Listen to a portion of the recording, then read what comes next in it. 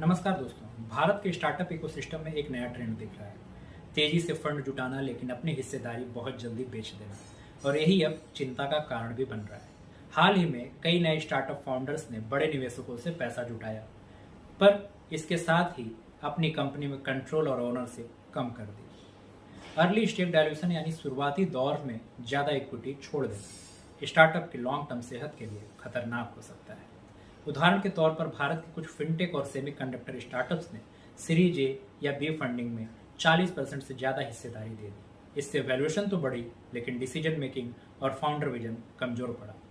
तेज capital infusion growth तो देता है, पर ओनरशिप कम होने से लॉन्ग टर्म अलाइनमेंट टूट जाती है। इन्वेस्टर प्रेशर और प्रॉफिट टारगेट्स के बीच इनोवेशन की जगह सर्वाइवल की दौड़ शुरू हो जाती है। भारत में स्टार्टअप फाउंडर औसतन 15 से 20% इक्विटी तक अर्ली स्टेज में ही दे देते हैं, जबकि ग्लोबल एवरेज 8 से 10% है। यानी इंडियन स्टार्टअप्स जल्द फंडिंग के चक्कर में ओनरशिप तेजी से खो रहे हैं। इनिशियल फंडिंग डिसीजंस में जल्दबाजी से गवर्नेंस और सस्टेनेबिलिटी पर असर पड़ता है। इसलिए कई इन्वेस्टर्स अब ऐसे फाउंडर्स को पसंद कर रहे हैं जो धीरे धीरे स्केल करें, लेकिन अपने विजन पर टिके रहें। Thank you.